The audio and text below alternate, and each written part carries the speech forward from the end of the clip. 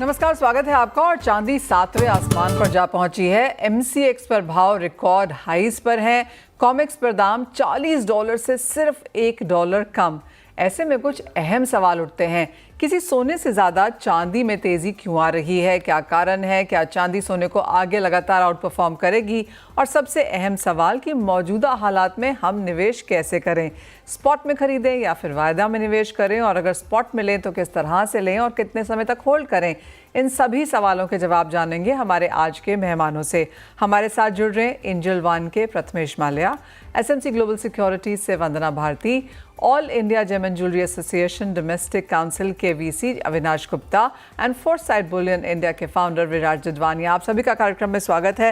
Clearly चांदी आज की यहाँ पर हेडलाइन है। एक इम्पॉर्टेंट चीज़ ये भी है कि चांदी ने जिस तरह से परफॉर्मेंस दी है, इसने सोने को यहाँ पर आउट परफॉर्म किया है। अगर आप पिछला एक महीना उठा के देखें तो चांदी ने 7% के गेन्स दिए हैं और सोने ने इसी समय में ½ % की गिरावट दर्ज की है। तो क्लियरली एक महीने में तो ये स्ट्रेंथ है। और अगर हम वाईटीडी की बात करें तो सोना अब यहाँ पर 27% ऊपर है और चांदी ने आपको 35% तक के गेन्स इस साल में अब तक बना के दिए हैं। तो क्लियरली एक आउट परफॉर्मेंस यहाँ पर चांदी की तरफ से आती हुई।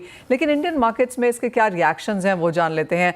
विराज, कैसे देखते हैं आप B2B सेलिंग, क्योंकि आप मेजरली वो यहाँ पर देखते हैं।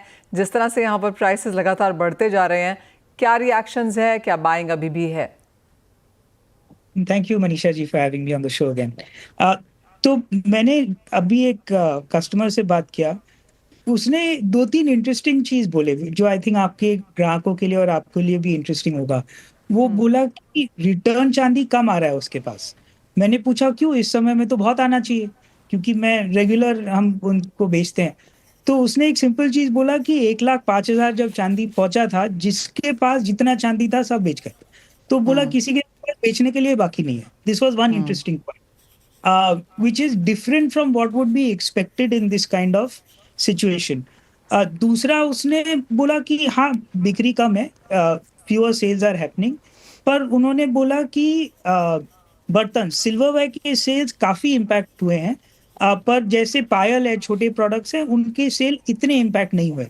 But overall 30 to 35%, which is quite a lot, sales घटे हैं compare to last year same period. और उन्होंने एक बहुत इंटरेस्टिंग एनेक्डोट दिया which would be useful for your viewers.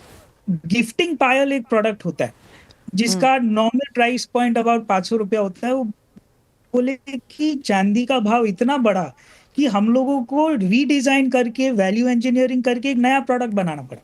जो 15 ग्राम का पायल बनता था, अभी हम लोग 5 ग्राम का बनाते हैं। तो this is what is happening in the retail space, and this is across, not just in this customer I spoke to, ये महाराष्ट्र में है, पर ये across जब मैं अपनी टीम से बात करता हूँ across इंडिया ट्रू है, उन्होंने चेक किया।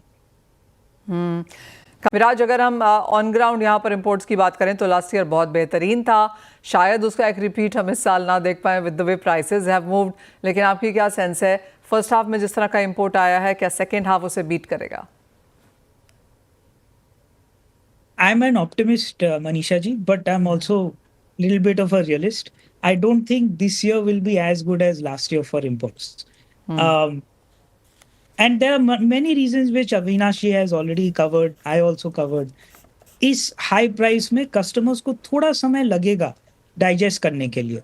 कि चांदी, यू हैव टू रिमेम्बर, 4 साल पहले मैंने कितने टन तो 1 घंटे में बेचे थे 33-34,000 के प्राइस में, और अभी 1,15,000 है।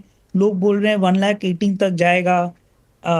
It's possible that if Trump and Jerome Powell actually have a fight and he quits, prices could go even higher. So I don't think imports will be जैसे लास्ट ईयर हुआ। मुझे लगता है थोड़ा सबड्यूट होगा इस साल।